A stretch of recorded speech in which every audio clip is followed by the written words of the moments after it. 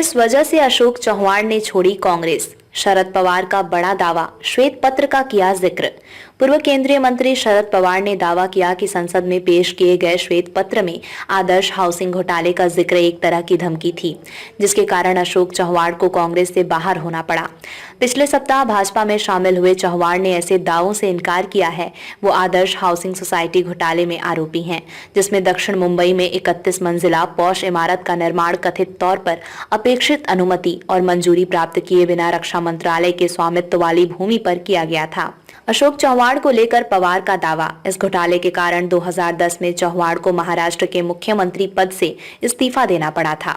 चव्हाण के कांग्रेस से बाहर निकलने के बारे में पूछे जाने पर पवार ने कहा कि हालांकि ये घटनाक्रम सभी के लिए आश्चर्यजनक था, लेकिन वो व्यक्तिगत रूप से आश्चर्यचकित नहीं थे। हरियाणा ये है कि बीजेपी ने अपने पिछले 10 साल के प्रदर्शन और विपक्ष के बारे में अपनी राय पर एक श्वेत पत्र पेश किया था। उस श्वेत पत्र में आदर्श सोसाइटी और अशोक चव्हाण का जिक्र था। एनसीपी शरद चंद्र पवार प्रमुख ने कहा, उस उल्लेख के बाद हमने मान लिया कि एक प्रकार का खतरा हो सकता है और चव्हाण का बाहर निकलना उस खतरे का परिणाम था। बीजेपी से मिलेंगे शरद पवार।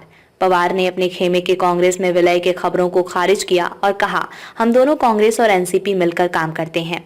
हम शिवसेना, यूबीटी प्रमुख उद्धव ठाकरे और कांग्रेस अब अलग नहीं हैं। हम ज्यादातर समय एक साथ बैठते हैं और चर्चा करते हैं, लेकिन इसका मतलब ये नहीं है कि विलय की जरूरत है। अजित पवार पर निशाना। भारत के चुनाव आयोग द्वारा महाराष्ट्र के उप मुख्यमंत्री अजित पवार के नेतृत्व वाले समूह को असली एनसीपी के रूप में मान्यता देने पर शरद पवार ने कहा कि उन्होंने पार्टी की स्थापना की, लेकिन पार्टी और उसका प्रतीक घड़ी उनसे छीन लिया गया और दूसरों को दे दिया गया। 2 दिन पहले सुप्रीम कोर्ट ने कहा कि हमें अपनी पार्टी चलाने का अधिकार है और ईसीआई को 7 दिनों के भीतर हमें चुनाव चिन्ह देने का आदेश दिया। महाराष्ट्र पर केंद्रित एक सर्वे में कहा गया है कि हमारे लोग विपक्षी महाविकास अघाड़ी राज्य में लगभग 50% सीटें राज्य के कुल 48 लोकसभा सीटों में से जीतेंगे। उन्होंने दावा किया कि इसलिए राज्यों को अस्थिर बनाने और विपक्ष के नेताओं को तोड़ने का प्रयास किया जा रहा है और इसके लिए ईडी, सीबीआई का इस्तेमाल किया जा रहा है।